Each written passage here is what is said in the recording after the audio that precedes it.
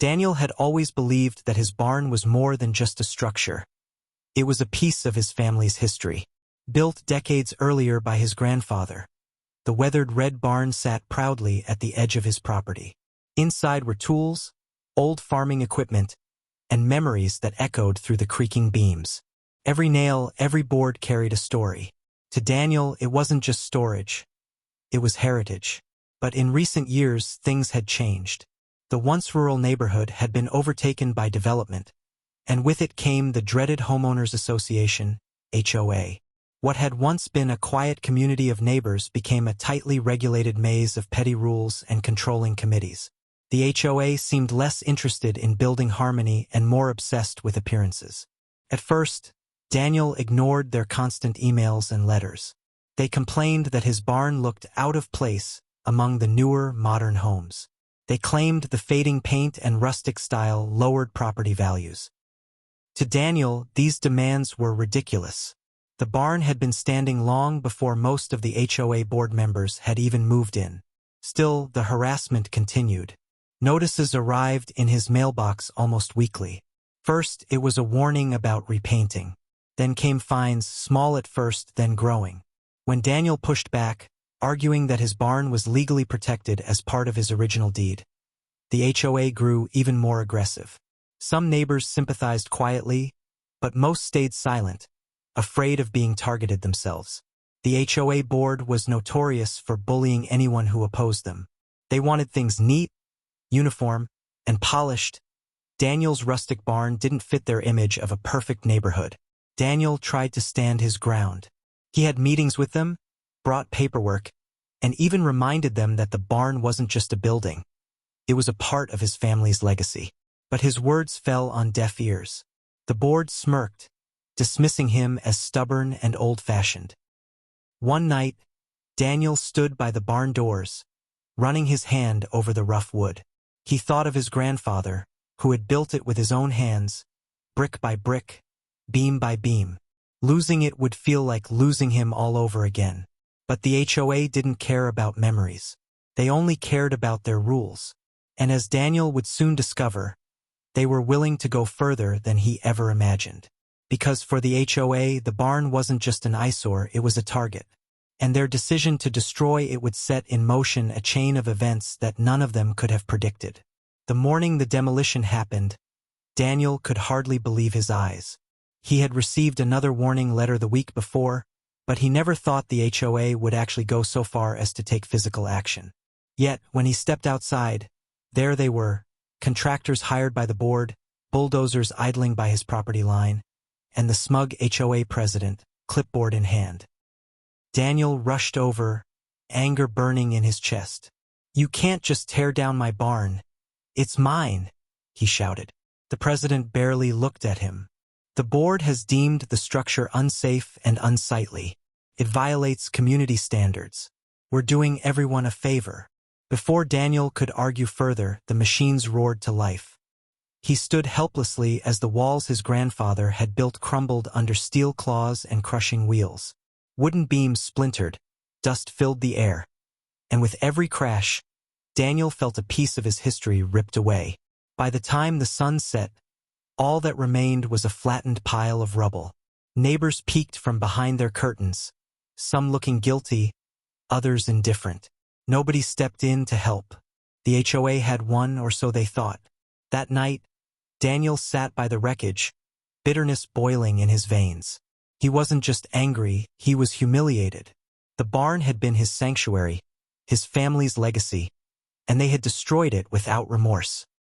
But as fate would have it, the HOA had overlooked one crucial detail.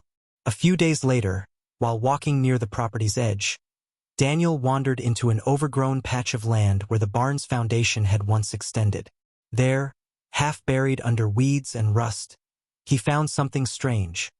A metal hatch. Curious, he forced it open and climbed down a narrow ladder into a small underground chamber. What he discovered left him stunned. The chamber connected to an old control valve system, a relic of the land's early days, when irrigation lines had been installed for farming. Except these lines no longer served crops. They connected directly to the nearby resort lake, the centerpiece of the HOA's prized development. The lake wasn't natural at all. It was maintained by a controlled water flow, and this valve determined just how much water stayed in. Daniel stared at the rusted wheel, realization dawning. The HOA had built their luxury homes, their fancy clubhouse, and their picture-perfect community around this artificial lake. They had destroyed his barn without hesitation, but ironically, the very thing that gave their neighborhood its value rested in his hands. He smiled for the first time in weeks. They thought they had taken everything from him, but in their arrogance, they had forgotten that the land was older than their rules, and that it still held secrets they couldn't control. Daniel climbed back up, dusted himself off, and looked toward the shining waters of the resort lake in the distance. For the first time since the demolition, he didn't feel powerless. He felt patient, and he knew exactly how to make the HOA regret ever crossing him. In the weeks after the barn's demolition, the HOA strutted around like conquerors. The president boasted during meetings that they had restored order to the neighborhood. Flyers even went out praising the board for removing unsafe structures and protecting property values. Neighbors who once whispered sympathy now nodded along, eager to stay on the board's good side. The HOA hosted events at the clubhouse overlooking the lake, celebrating their victory, as though tearing down one man's barn was some grand accomplishment. Daniel watched quietly, keeping to himself. Outwardly, he seemed defeated, no barn, no fight left in him. He attended meetings, nodded when spoken to, and let the HOA think they had broken his spirit. But inside, he was patient, biding his time. Because while the HOA toasted their success by the shimmering resort lake, Daniel knew something they didn't. The water that made their community beautiful, the very feature that drew new buyers and boosted their property values, was under his control. One evening, long after the neighborhood had gone quiet, Daniel slipped out under cover of night. He made his way to the hidden hatch at the property's edge, carrying nothing but a flashlight and a pair of gloves. The air was cool, the silence heavy, as he descended the ladder into the underground chamber.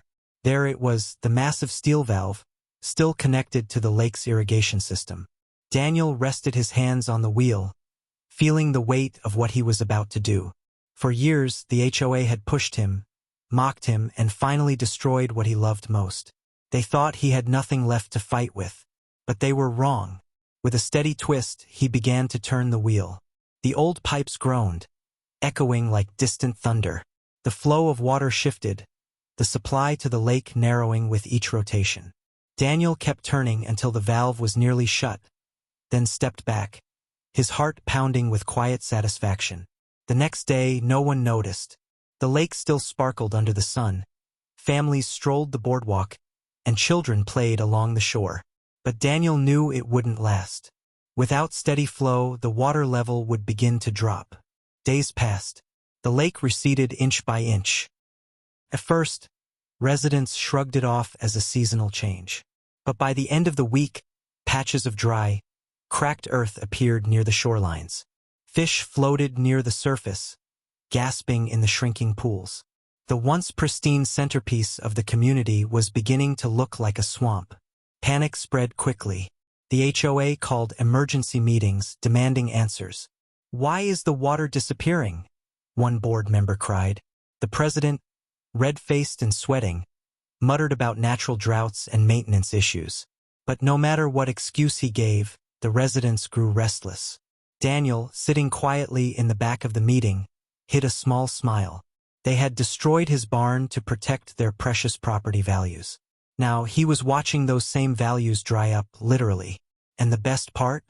Not a single one of them suspected the man they thought they had beaten was the one pulling the strings. By the second week, the lake was no longer the shining gem of the neighborhood. It was a disaster zone. What had once been crystal blue water reflecting the sun now looked like a muddy crater. The boardwalk stood over cracked earth. Docks led to nothing but sludge, and the smell of rotting fish carried through the air. Residents were furious. Families who had paid premium prices for lakefront living demanded answers. Realtors complained that property values were plummeting, and prospective buyers were canceling tours. Panic rippled through the HOA as angry emails and phone calls poured in nonstop. The president tried everything to calm the storm. Crews were sent to test the water. Consultants were called in, scratching their heads at the sudden drop. "It's not drought," one expert said. "Something's cutting off the source." But no one could figure out why the lake was failing so fast. Meanwhile, Daniel carried on with his life as if nothing had happened. He mowed his lawn, waved politely to neighbors, and even attended HOA meetings where chaos unfolded. Sitting quietly in the back, he listened as the board scrambled for solutions. Some suggested expensive water trucks, others proposed digging new wells. Every idea was costly, and the HOA's budget was quickly draining. Then came the breaking point. A group of furious homeowners demanded the president's resignation, accusing him of mismanagement. Others threatened lawsuits. The once proud HOA that had strutted around boasting of victory was now tearing itself apart from the inside. And through it all, Daniel stayed silent. He didn't need to gloat. Watching their empire crumble was satisfaction enough. Finally, after weeks of decline, the truth surfaced. During a desperate inspection of the land surrounding the lake, a maintenance worker stumbled upon the old hatch. Following the pipes, they discovered the closed valve. The HOA was stunned to learn that the water source had been under Daniel's property all along, and that by law, he had full rights to control it. The revelation spread like wildfire. Neighbors who once ignored him now looked at Daniel with awe and a hint of fear. The HOA had demolished his barn without respect, only to learn that the man they bullied had the power to control the very heart of their community.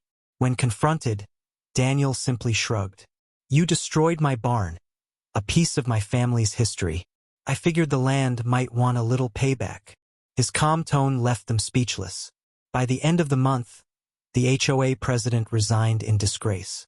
Lawsuits piled up, property values tanked, and the once thriving resort community became a cautionary tale of arrogance and greed. As for Daniel, he rebuilt. Not a barn this time, but a quiet garden where the old structure once stood. Surrounded by fresh flowers and greenery, he found peace. He hadn't just defended his family's legacy.